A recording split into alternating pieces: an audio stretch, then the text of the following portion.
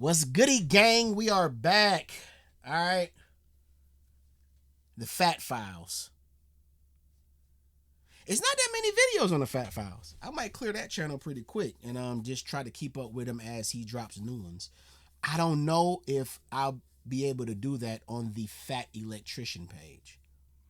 But I think I might start reacting to his newer videos, like when he drops a new one.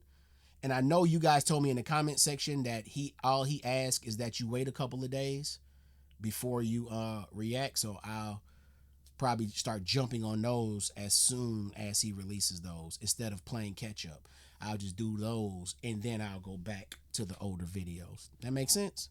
Let me know. This one is titled "The Most Gangster Beverage Company on Earth, Arizona Tea." What the hell Nick talking about in this one, y'all? Let's get to it. Fat Files, man. I've already done a Waffle House in the Taco Schmellington. If you have not seen the Casa de Waffle one and my Taco Schmell reaction, please go check those out. Let's jump into this Arizona tea, man. Let's rock. All right, this is easily the most requested business for me to look into. Today we're talking about Arizona tea, and I think the reason so many people have requested this is fairly obvious. Clearly Arizona is up to something, selling these giant cans of... That's the only Arizona that I drink. Watermelon. Well, God, Nick, the fuck, bruh? You in my head, bruh. You in my head, dog. You gotta relax. Relax. To look into. Today we're talking about Arizona tea, and I think the reason so many people have requested this is fairly obvious. Clearly Arizona is up to something, selling these giant cans of tea for 99 cents, which right out of the gate feels weird, but then it gets even weirder when you realize that they've been selling that same can of tea for the same exact price since 1992. Okay, inflation has gone up 124% since then, meaning that if they just wanted to maintain everything, that can of tea should cost at least $2.24. Okay, bear in mind, we live in a world where as of 2021, the Dollar Tree is now the $1.25 tree, okay? The only other product that is... I really dislike that, bruh. I really dislike that the Dollar Tree is now everything $1.25. Then they got the nerve to have a fucking aisle where shit costs more than $1.25. They got a $5 up to $5 aisle. What the I lost y'all motherfucking mind. Wait, is that Sam's Club? Yep, Kirkland. Signature. That's Sam's. Tea should cost at least $2.24. Okay, bear in mind, we live in a world where as of 2021, the Dollar Tree is now the $1.25 tree, okay? The only other product that is sacred is the Costco $1.50 hot dog. And to make that even kind of Is that Costco? Costco sell Kirkland? What was that Sam's? Damn. I botched that one. Or maybe I did. Maybe it's in both of them.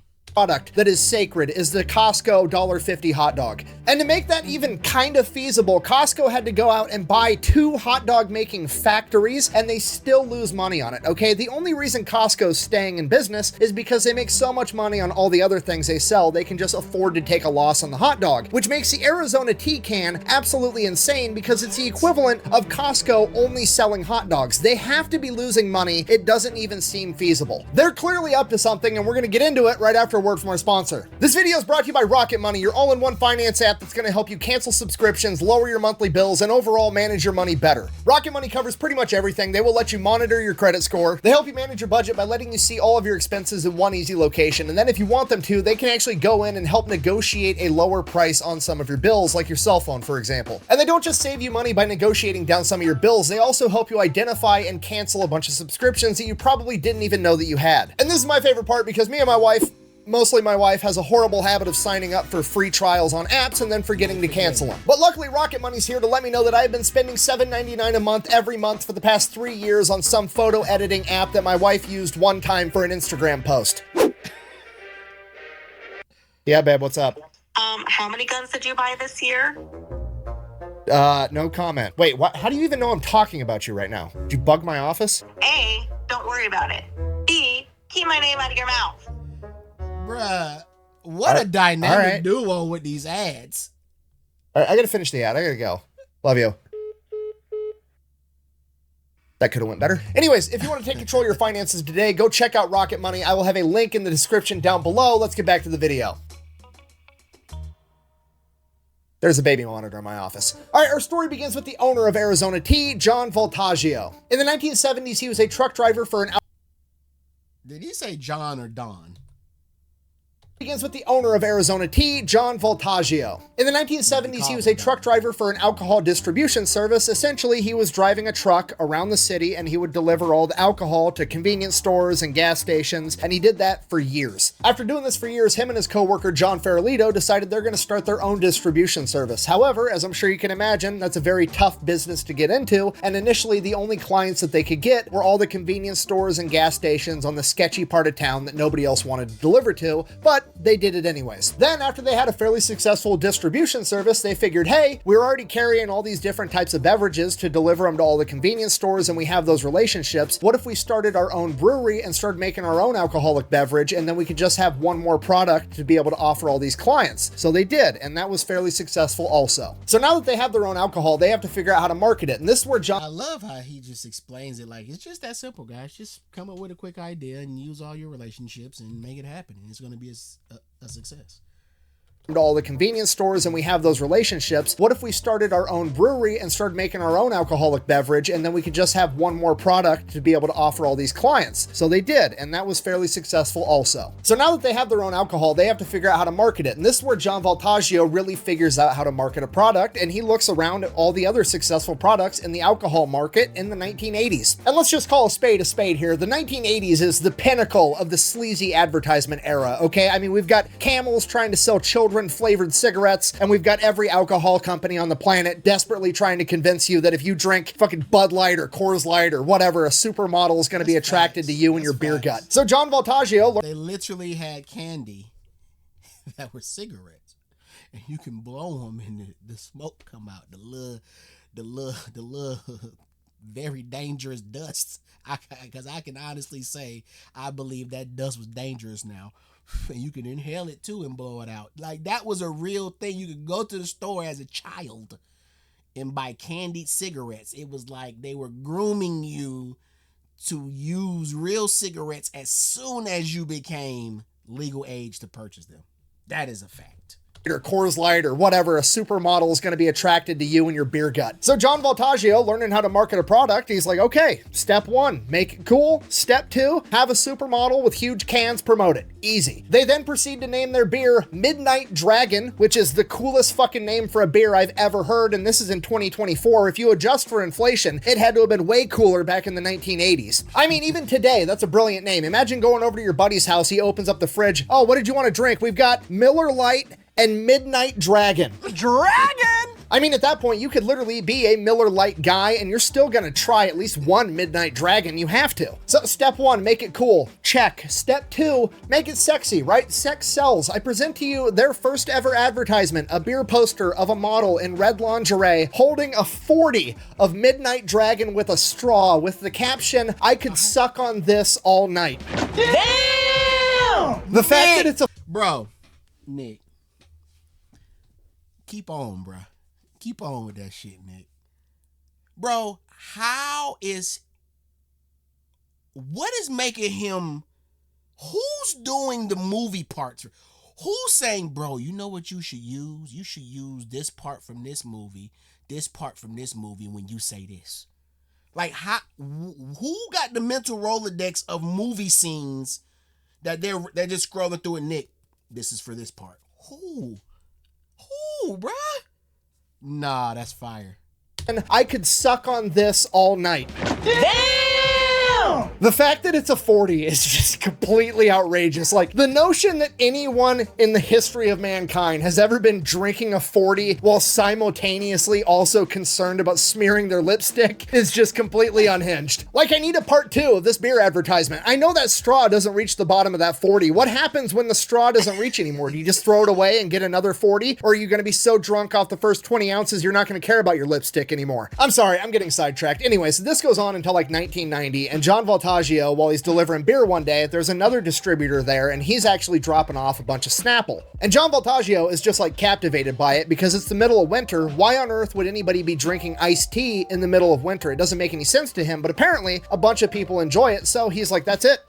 I'm gonna start selling tea. So the first thing Don has to figure out is the proposition, right? Why would anybody drink his tea over Snapple? Snapple's already an established brand. So he starts to thinking on how he's gonna set himself different, how he's gonna set himself apart, how he's gonna be better. Now I'm just guessing, but I'm assuming at this point he refers back to all of his experience, all of his knowledge, all of the lessons that he's learned from marketing and distributing beer over the past decade. And when you distill all that knowledge down, he knows that you have to make it cool and you have to make it sexy, right? Because sex sells. The problem is iced tea isn't exactly an adult beverage. There might be a lot of kids drinking this beverage too, and having some model with huge cans marketing it might be a little aggressive for something that children might be drinking, and then it hits him. Huge cans. We'll get rid of the model and just keep the giant cans. Okay, now like the textbook business term for this strategy is called a value proposition. Basically, he's decided that Snapple is 16 ounces and it costs like, I don't know, $1.29, whatever it costs. He's coming in and he's like, cool, I'm gonna sell more. I'm gonna sell 23 ounce cans and I'm gonna sell it for less. I'm gonna sell it for 99 cents. That's the value proposition. You're gonna get more for less. Okay, that's what a textbook's gonna tell you, but I'm dubbing this the big can strategy, right? Because we've seen this time and time again, okay? Think about Monster Energy. Monster Energy was not the first energy drink to ever hit the market. That was Red Bull. Monster Energy just came along and was like, oh hey, Red Bull's only selling these little 8-ounce cans of energy drinks. What if I doubled the size and sold 16-ounce cans and gave it an even cooler logo? Boom, multi-billion. Let me stop and just, I didn't work for Red Bull. My best friend at the time, man, he worked for Red Bull right when Red Bull started. Like, he worked with Red Bull literally when it started, and he was literally like having the meetings with the big dogs, and he was delivering the shit too. Like, he was having to go make sales pitches. And I remember when Red Bull hit and they gave him a company car, and we used to hit all the clubs and all our little parties and shit in it. And then they gave him the one with the big can on the back, all of that type of shit going on. But I remember when Monster hit and he was stressing, like, bro, I'm like, first off, you don't own the company. So like, what why you stressed about it? Why you stressed about it? It's not your company, bro. Like, you're not getting rich off of this. Like, they're basically using your ideas and like, you not getting paid for him, but I feel you. He's stressing because Monster just came in and just, bruh, steamrolled through the shit. I don't remember how long it was because he stopped working for the company shortly after, but I just had to add that little note that I actually lived through this moment and had a kind of like a real connection to what he's saying right now. Shit was weird. Doubled the size and sold 16-ounce cans and gave it an even cooler logo. Boom, multi-billion-dollar business right out of the gate. And you know the kicker with that, one of the top executives that helped initially launch Monster and market it was a top-level executive at Arizona previously, so he knew exactly what he was doing with the big can strategy. In Don Voltaggio's own words, his marketing strategy is, and I quote, put tea in a big can and paint it pretty. Okay, if you learn nothing else from this video, just remember, people like big cans. Did you say my name? I ain't looking. No, why? I ain't You looking. said big cans. Yeah? Well, that was my nickname in high school. What? Yeah, I didn't tell you that story? No. Yeah, so it all happened back in 2009. I was a freshman, and so all these boys were just like all up in my face. That's how I am with my wife's butt, y'all. If y'all ain't seen my wife ass, okay? You go to that Instagram in my bio, I mean in the description of this video, and go look at that ass. She try to hide it, but that motherfucker big. You hear me? That motherfucker big. I'm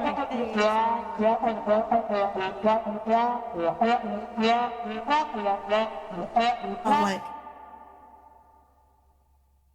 Sorry, what? are you paying attention? Yeah. No, I heard all of it. Okay.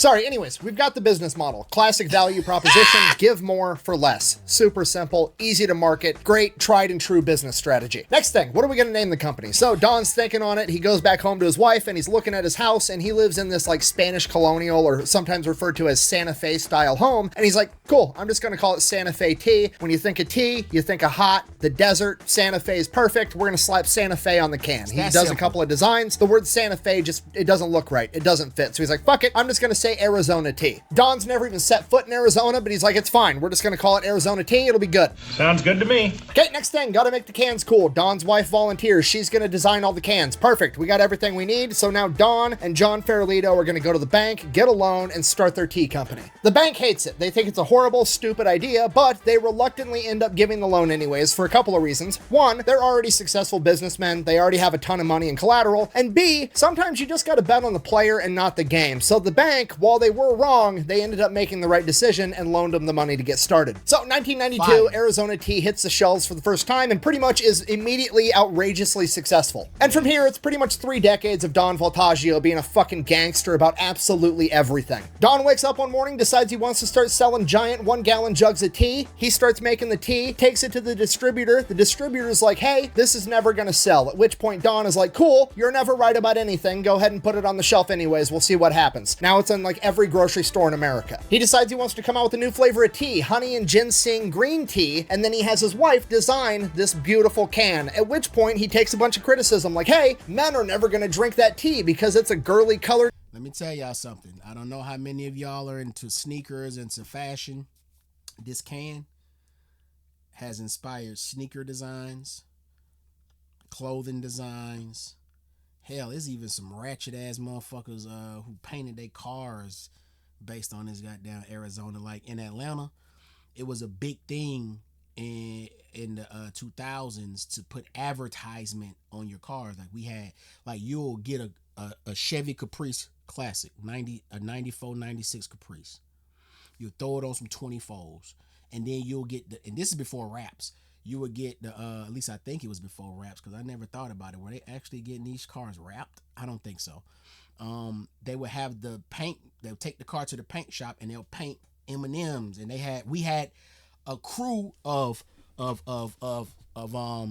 Crown Victorias. We have car clubs here, and there was the Crown Vic Club in Atlanta, and it was like 8 of them, and all of them was painted after Arizona cans. And then like every 2 years they'll switch what company they're advertising on their cars. They weren't paid to do it. It was just a cool thing to do here. And this can right here, this exact can went on to inspire sneaker designs and fashion designs.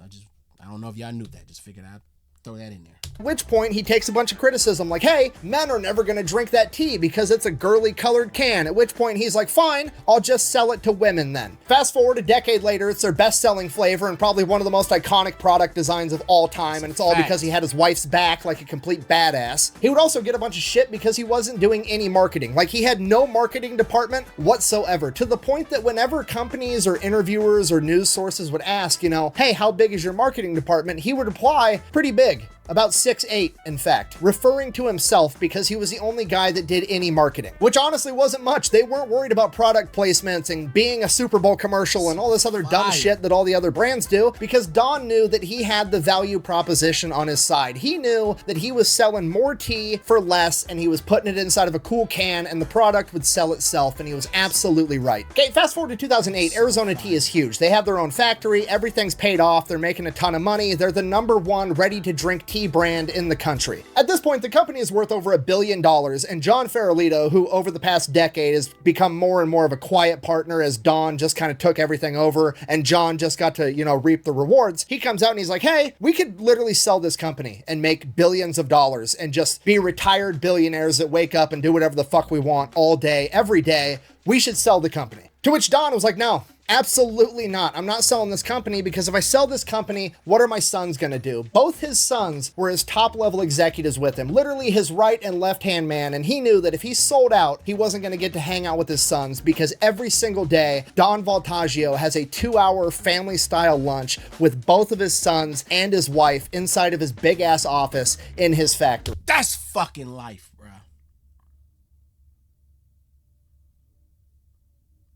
That is life, bro. That shit just made me a little emotional.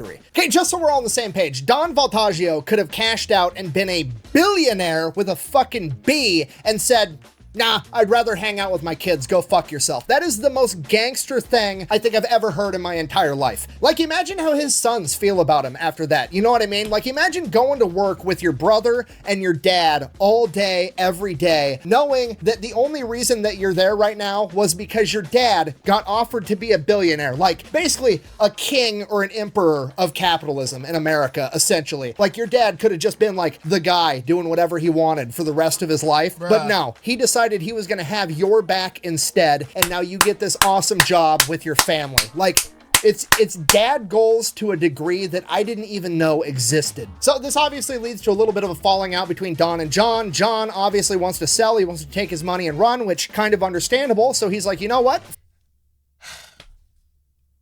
How rich do you want to be, bro?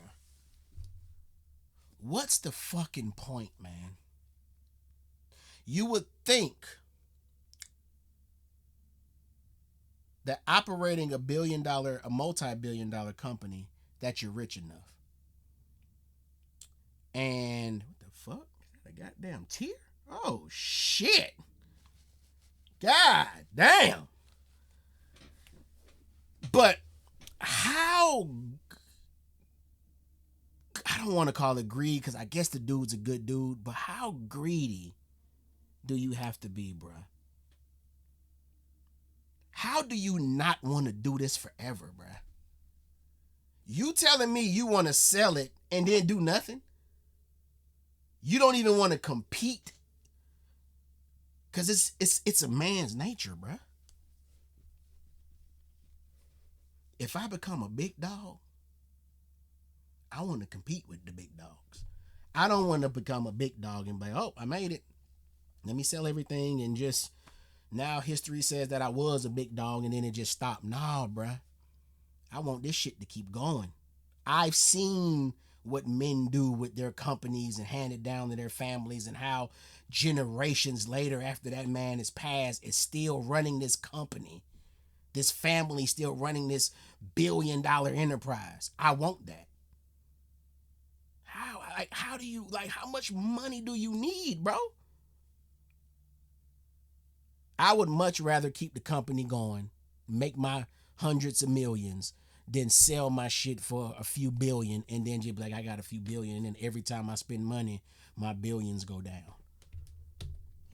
It's crazy. John obviously wants to sell. He wants to take his money and run. And I know this video wasn't meant to be emotional, but I'm a new dad. This is how I'm looking at it.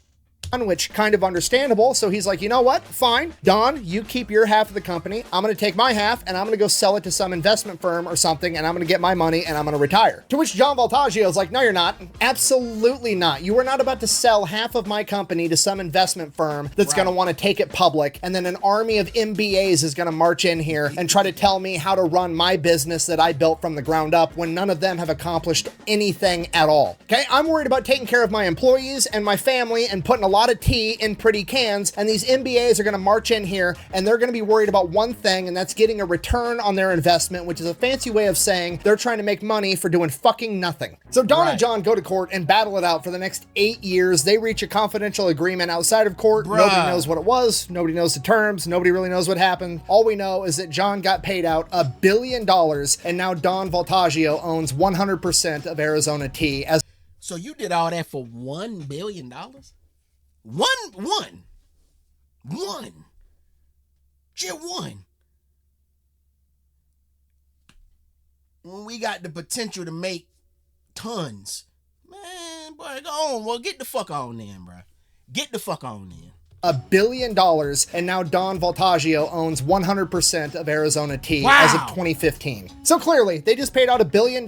It's been 23 years. They have to raise the price of the tea, right? Absolutely not. Don is 100% against it, and he's going to do anything and everything he can to not raise the price of the 99-cent can. What on earth could his reasoning possibly be? You know, I'm just going to let him tell you. Why not increase the price and therefore increase the profit? We're successful. We're debt-free. We own everything. Why have people who are having a hard time paying their rent have to pay more for our drink? Maybe it's my little way to give back. This dude's just a complete gangster. I don't know what else to tell you. That dude literally has woken up every day. My man is sitting there with a fucking bacon collar shirt on. He ain't in there suited and booty. You know who one of my role models was growing up? Damon John. Damon John is the founder of FUBU. That was my role model. And I watch him go from a guy like me to the guy you now see on Shark Tank who talks like this. Hey, if you guys want to diversify your portfolio, you have to strategize and you have to expand. I watched that man go from talking like this, like, yeah, you want help? I got you, bro. Like, shit, we can do it. I'm pretty sure. To you got suits and shit every goddamn day. And look at this man right here, bro. My man sitting there, some thong sandals, goddamn it, bacon collar, like, shit, what the fuck? I'm successful. What the fuck I need to raise the price for? I'm still human. Shit, who don't want to go in the store and drink a 99-cent drink? I know I still go in there and get my goddamn watermelon Arizonas. Like, the fuck I'm gonna raise the price for? I'm making a shit ton of money. How much more money do I need to make? My son's making the shit ton. My wife making the shit ton. My employees making the shit ton. What the fuck I'm what? Come on, man. This is what I'm trying to go down there. Look at him. Arizona t-shirt, goddamn collar stretched out. Give a fuck, but I'm making M's, B's out here. Way to give back. This dude's just a complete gangster. I don't know what else to tell you. That dude literally has woken up every day for the past 3 decades and just told inflation to go fuck itself. He's literally the only multi-billion-dollar CEO that came out and was like, you know what? I'll just make less money. That is completely unprecedented, okay? Like, I love capitalism. I think it is the greatest system that humans have ever come up with. That being said, it's got a ton of shortcomings, and it would be so much better if everybody acted like that. Buh! This is all a complete lie because last time I saw one at the gas station, it was over $1. Buh! Yeah, that does happen. That's actually the local store that you're at marking the price up higher than MSRP. Arizona Tea still sells their product below $1 and recommends that they sell it for 99 cents. If other companies raise it more than that, Arizona can't really do anything about it. So yeah, if you're not picking up what I'm putting down, I'm trying to tell you that your local convenience store is scalping tea.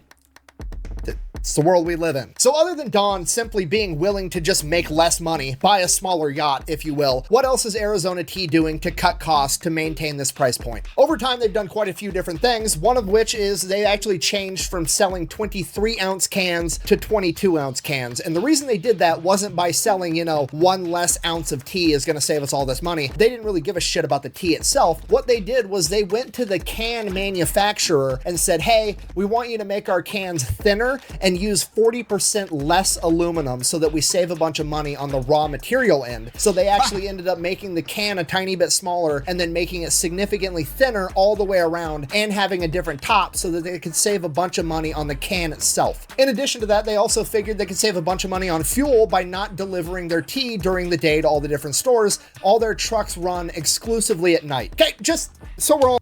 Wait a minute. Because look, first off, now I know he always breaks it down to simpler terms, and y'all know I always stop to try to gather my thoughts to make sure I'm understanding what he's saying.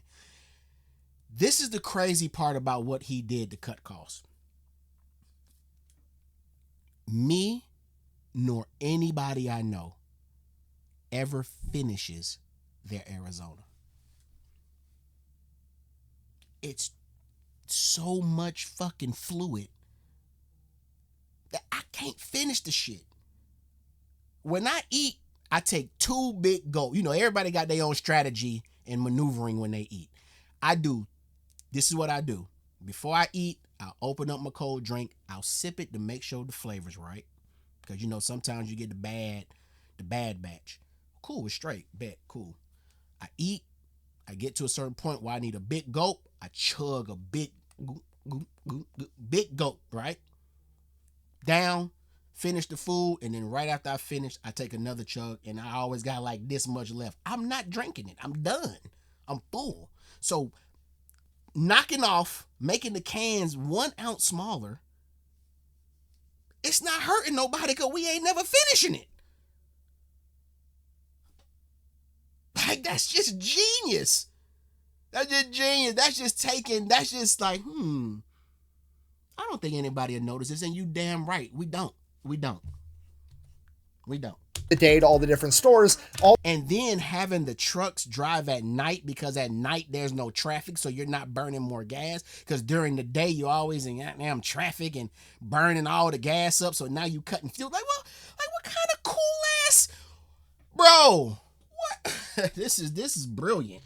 This is brilliant. They can save a bunch of money on fuel by not delivering their tea during the day to all the different stores. All their trucks run exclusively at night. Okay, just so we're all on the same page. Just so we're all hearing what I'm saying. In order for Arizona Tea to maintain their cheap price point for the rest of us, they're also going to make us suffer by reducing the amount of traffic. This might be my favorite company on the planet. They need to add that to the marketing, honestly. Big cans, pretty, there's less fucking traffic, okay? It's a trifecta. Okay, do you understand how crazy that is? Like, before, they were just saving you money. But now, in order to keep saving you money, they're also being forced to save you time, okay? It violates the laws of physics somehow. It has to. Damn, Neil deGrasse Tyson! How are you doing that? It's physics, Terry. It's physics. Bro. This is my new favorite. Nick, what the fuck, bro? How did you know to use that scene with Terry Crews after saying that? Who's helping you do this? Nick's dad. I know you're watching. Who is helping your child do this shit, bruh? Because what? Who has that in their Rolodex, man? Who has this scene in their Rolodex? How are you doing that? It's physics, Terry. It's physics. This is my new favorite company. Okay, I don't even drink Arizona tea. I'm starting today. Okay, that's it. That's all I got. I thought for sure Arizona tea was going to be up to something like every other company I look into, but no, they're not up to anything nefarious. They're not secretly being funded by the government. It's just Don Voltaggio, the owner, woke up every day for 30 years and decided to be a fucking badass. When they told him his 1 gallon jug of tea idea was dumb and it wasn't going to work, he said, cool, I'm going to go ahead and sell it anyways. And it worked. He believed in himself. When his wife designed this awesome can and they said nobody's gonna buy it because it's girly, he said, cool, I'm gonna sell it anyways. He believed in his wife and he was a good husband. When it came time to sell out, retire, and be a billionaire, he said, but then I'm not gonna get to hang out with my sons. He had his kids back. He was a good dad. And when the time came to raise prices because everybody else was doing it, he said, nah, I don't need to make more money. I'll just make less. He was a good person. And despite all of that, despite the fact that he did everything wrong and he put money last as the business owner and the guy running the show, he still ended up being a billionaire worth over $6 billion. And more importantly, he gets to have lunch with both of his boys. You did all that bullshit for 8 years for $1 billion. And here I am sitting on 6.5 of them hoes. 6.5 of them bitches. Sitting there. Look at the luxuriousness around them. Those his children, bruh. You know how many parents, how many business owners who focus so much on business and develop this relationship with their business that's stronger than their family bonds that go on, and their children just grow up just to be rich brats or just fucking or rebellious fucking dickheads. This man brought his children up in the company. They know this shit in and out. This ain't on no, hey, I got this. Don't worry about this. Just be my rich children. You don't need to know how to do this, man. This shit is incredible. This is incredible. worth over $6 billion. And more importantly, he gets to have lunch with both of his boys every single day, which is something I don't think any other billionaire can say, and in a lot of ways, that probably makes him the richest man on earth. So in my opinion, that's the key to Arizona T's success. Don't chase the money, chase the goal. The money will come after, even if the goal is something as simple as putting a lot of tea in a big can and making it pretty. Thank you for watching. Best way to support the channel is go buy some merch over at thefatelectrician.com. Quack bang, out. We got more coming up. There's no videos. Now, if you'll here. excuse me, I'm gonna go play with some big cans of my own. Hannah, what are you doing? Wait, Nick, you already did that when you took the little break. Oh, this motherfucker filthy. Hey, man, let me tell you something, man. I used to rap. If y'all want to hear me rap, get on Google and search Embassy Music Board. It was a 4-man group. Me, my younger brother, Big A. We're Panamanian, right? Our parents are Panamanian. Me and my brother were born here in America, but our parents our family's Panamanian. We had a friend, brother, named Doe, Baby Doe. He's from Jamaica. And then we had K.O. He was just American. So our group was the Embassy. You know how there's an embassy in all the countries? That was kind of like the hook. Search Embassy Music Board and you'll see me. And you can hear me rap. And I wasn't the worst rapper in the world. I was actually pretty all right. And I wish that I knew this type of shit back when I was doing music, because in hip hop, we only rap what we know, right? So coming up, we looked at people like Russell Simmons, Diddy, Jay-Z, Nas, Leor Cohen, L.A. Reid. That's what our culture was. That's who was controlling our culture. So that's who we would look at and idolize and be like, that's who we want to be like. And we see how that turned out. Who the fuck wants to be Diddy? Who the fuck wants to be Russell Simmons now? The way they trying to go at my boy Hove, I don't know if anybody want to be Hove no more. Like, I wish I knew about men like this. So that back in in 2002, I would be rapping about being like John, and people would be like, who the fuck is John? And then they find out like, oh shit, this a whole nother world. Yo, this shit was incredible. I know this wasn't meant to be, again, like I said, it wasn't supposed to be emotional. But sometimes them shits get the best of me. And in this one, it did. It still is. I don't know if I can do another reaction after this one. I think I'm done for the day.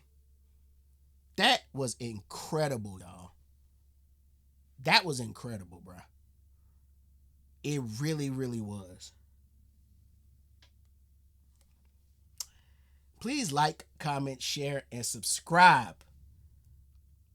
I'm out, y'all. Peace.